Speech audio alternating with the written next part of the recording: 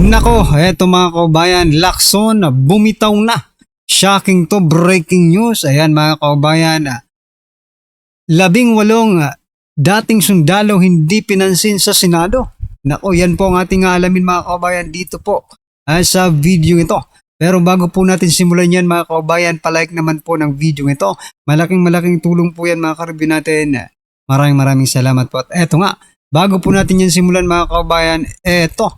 Pasadahan po muna natin itong mga nagte-trending na balita dito po sa social media.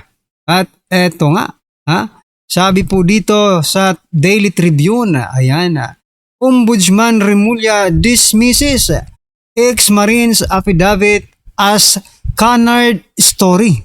Aba, napakatalinhaga naman po nitong canard na ito. Hindi po natin basta-basta maiintindihan.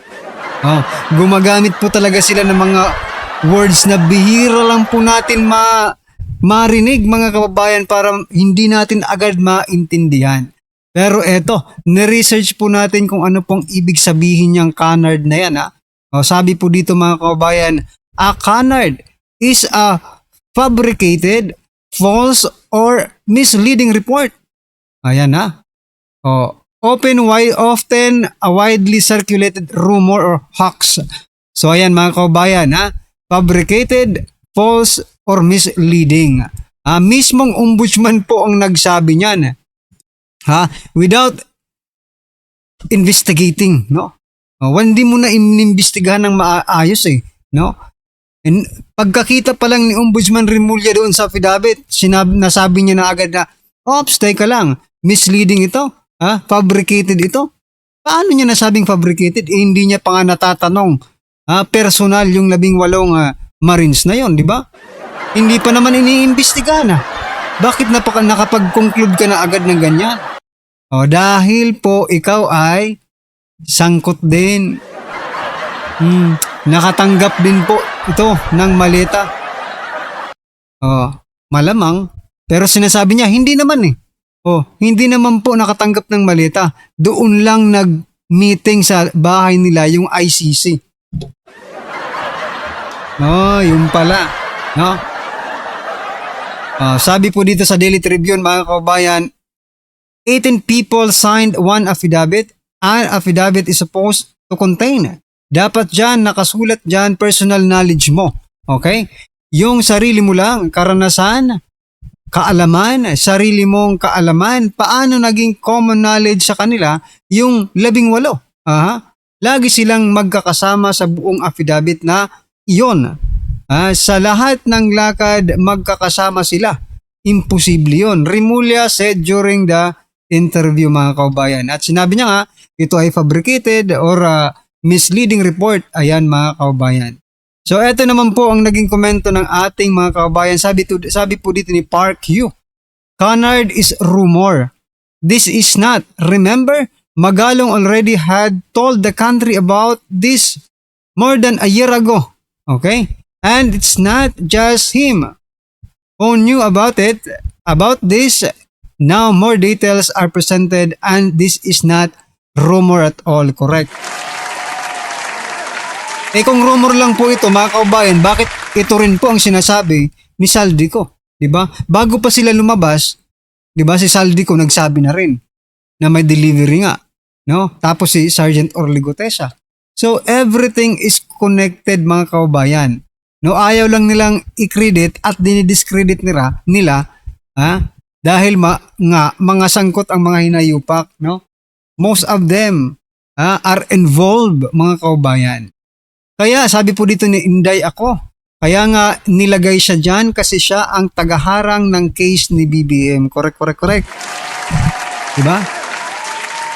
Kaya nga kahit may kaso si Ombudsman Remulla, okay?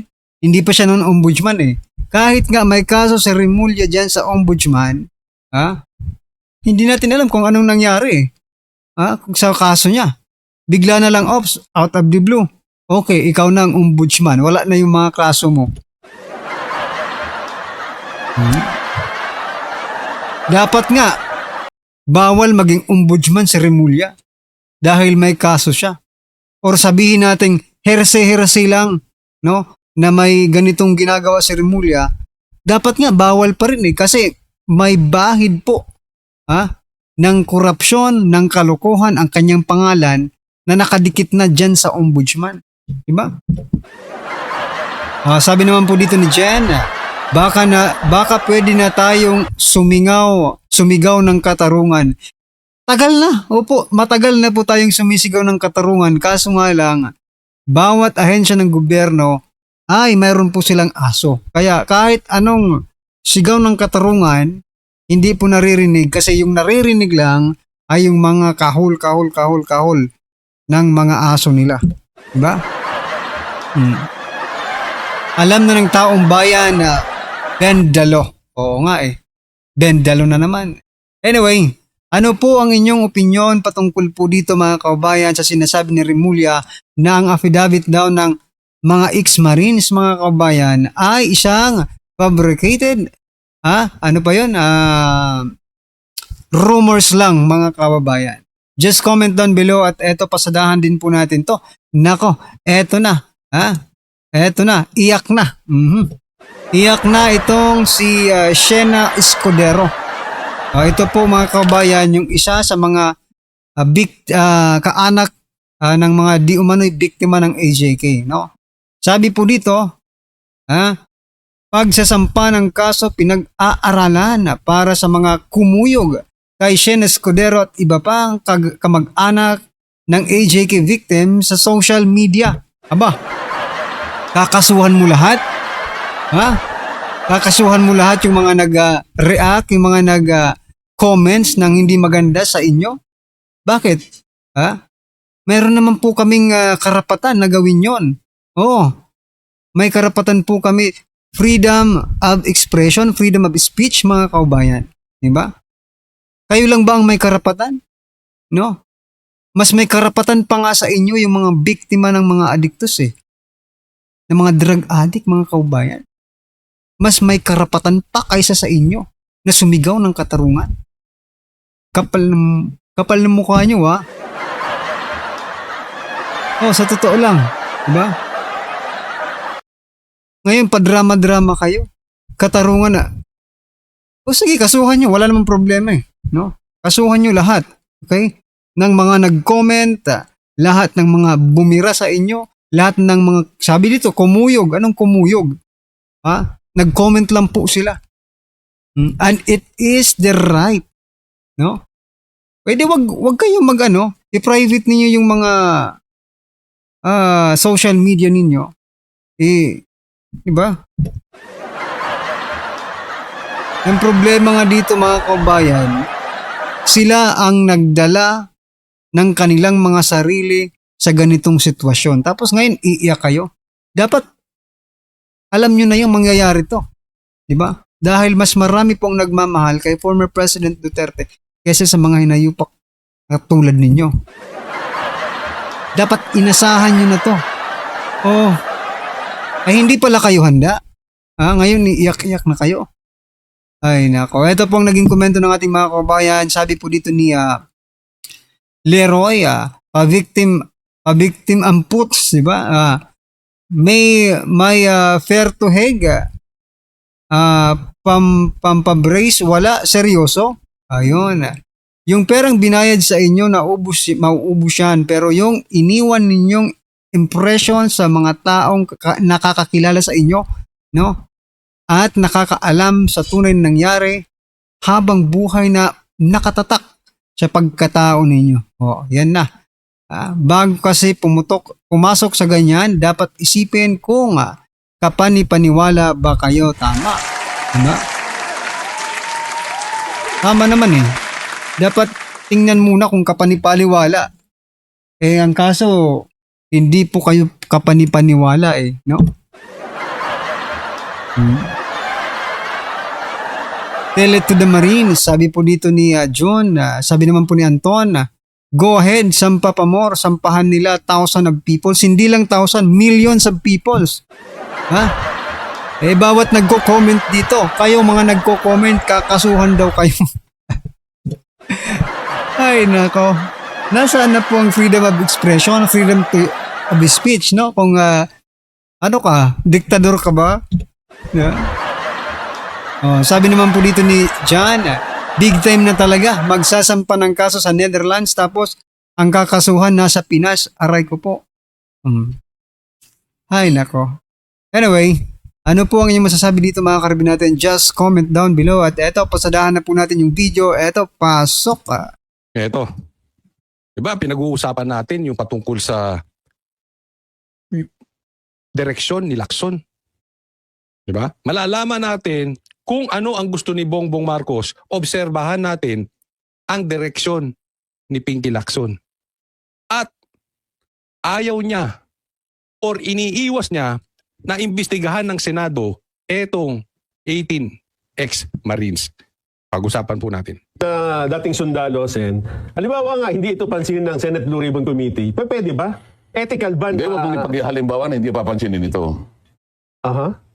Itong 18 ito, hindi mo papansinin?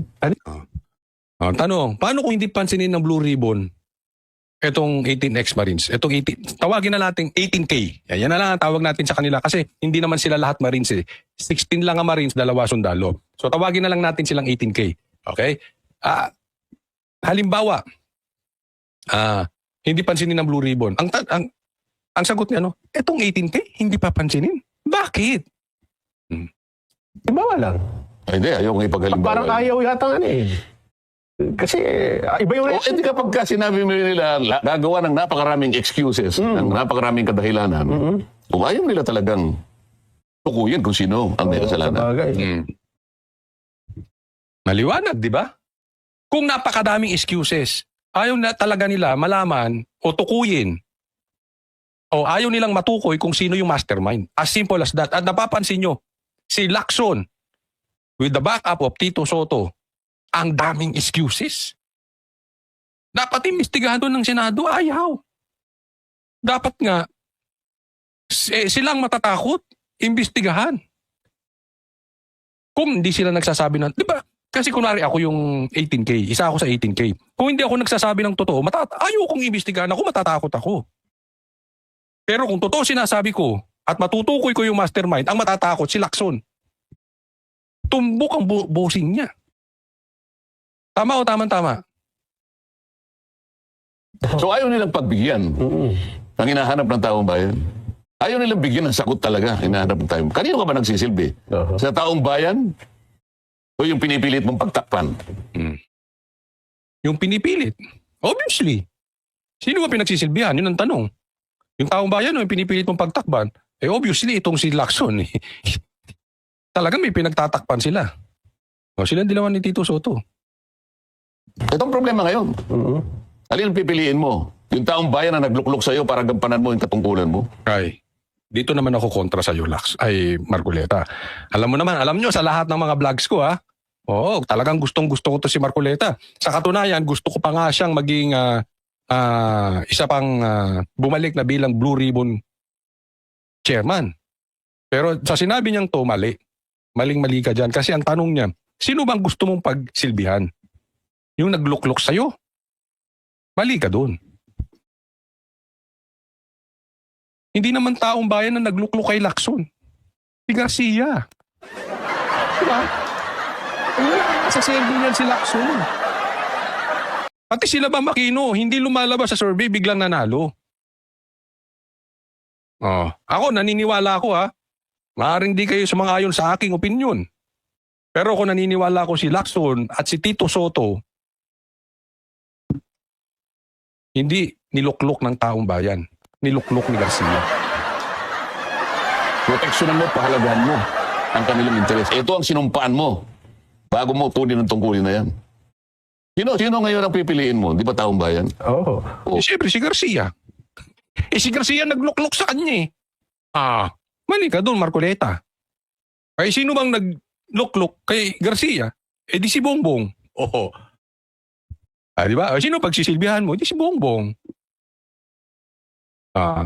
Kasi hindi naman siya magiging senador kung hindi dahil kay Bongbong. Kita mo na. Hindi ko pinakaway si Marcoleta Oo, bilib tayo dyan. Ba't sasabihin mo ngayon na, hindi, teka, may kulay yan Baka ano lang yan Kahit anong kulay pa yan. Nakaharap ka. Obligasyon mo yan. Pero pwede bang ang ibang komite ang mag-hearing dito o magpatawag? Ikaw nga, Ang tanong, bakit hindi ibang komite? Blue Ribbon ka nga eh. Kung hindi yung Blue Ribbon, Blue Ribbon nga sa kasaysayan ng Senado ng Republika ng Pilipinas. Blue Ribbon yan. oo. Oo. Kinuha mo sa akin eh. Mas magaling ka, di ba? Opo. O ngayon, saan? Yan ang tinatanong mo taong bayan. Nagpapirma siya ng ano eh.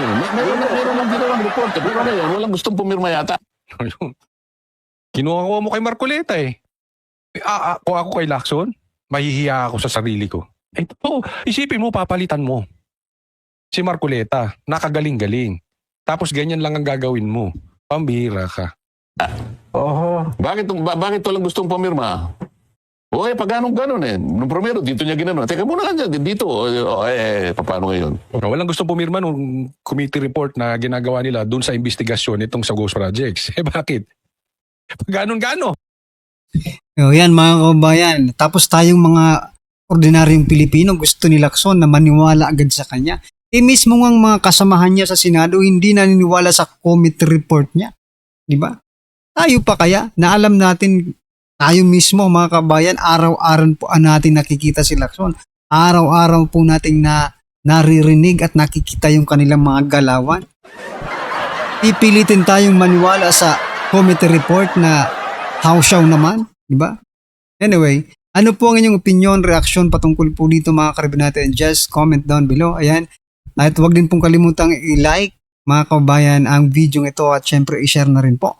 Malaking tulong po yan mga karibin natin. Maraming salamat po.